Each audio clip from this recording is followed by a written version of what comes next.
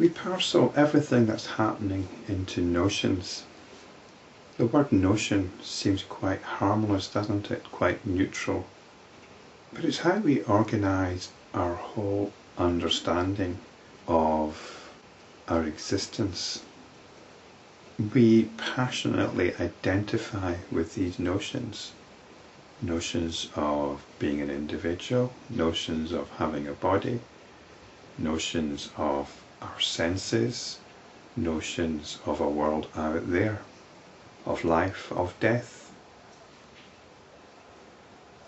These are notions which we cling to vigorously and will look a little suspiciously at anybody that questions these notions. Anyway, these notions are summed up in the doctrine of the subtle body, called the puryashtaka. This is what has a sense of identity, the ego sense, the higher mind, the buddhi, the lower mind, the manas, and the five senses. And the five senses are basically the body. The body is really about the senses. Vasishta continued, just as the cosmic body, composed of the intelligence energy and the cosmic elements, of the first puryashtaka, cosmic subtle body, arose in the infinite consciousness as a notion, all the other bodies, puryashtaka, also arise in the same manner.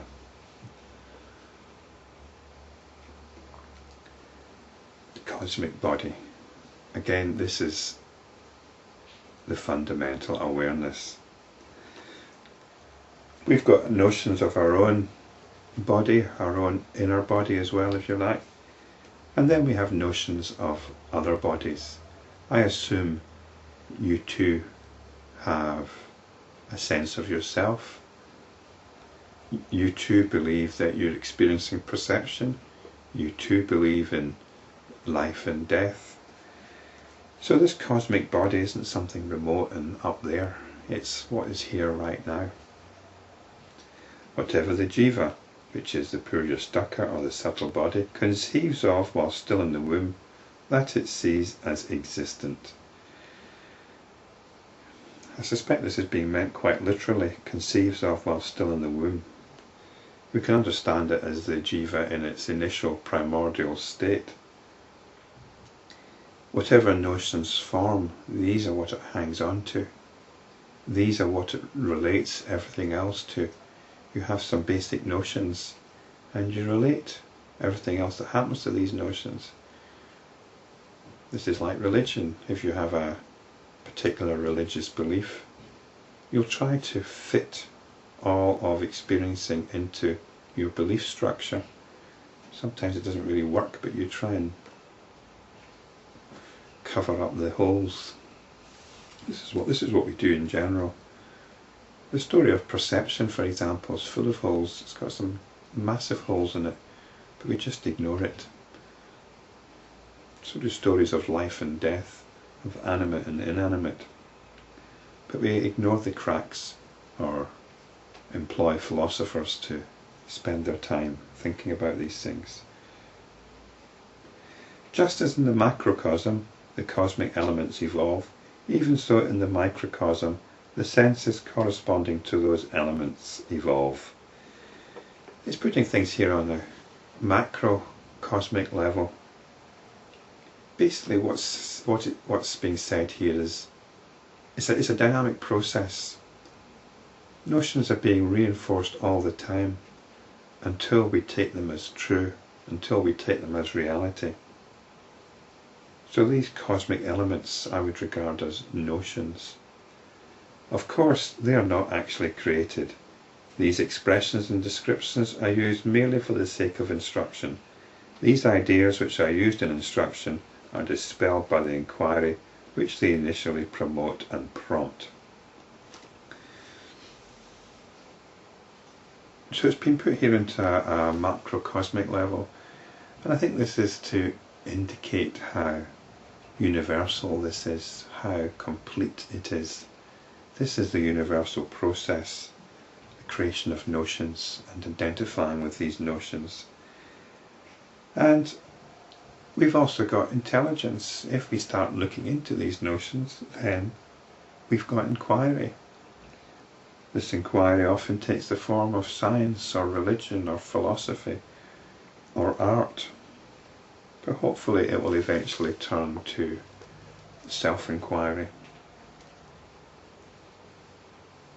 Even when you observe this ignorance very carefully and keenly, you do not see it, it vanishes.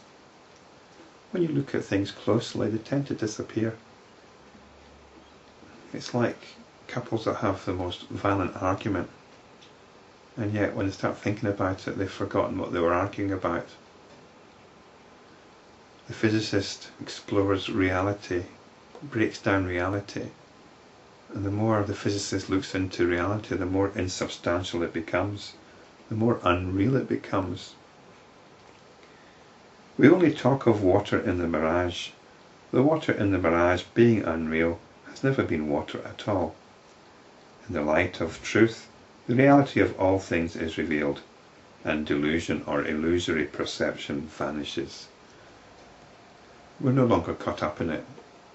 It's not quite true that the illusion vanishes, but inasmuch as an illusion is like a siren drawing us onto the rocks, we're no longer caught up.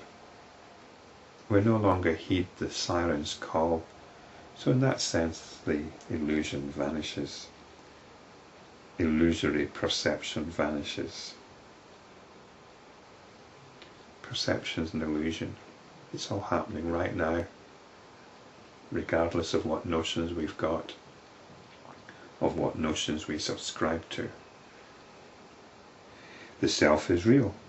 Jiva, puryashtaka, the subtle body, and all the rest of it are unreal. They're just stories. And the inquiry into their nature is no doubt inquiry into their unreality. It is in order to instruct one in the real nature of the unreality that such expressions as jiva, etc. are used. So we've been told a story here. We've been told a story about the subtle body, the individual, the puryashtaka.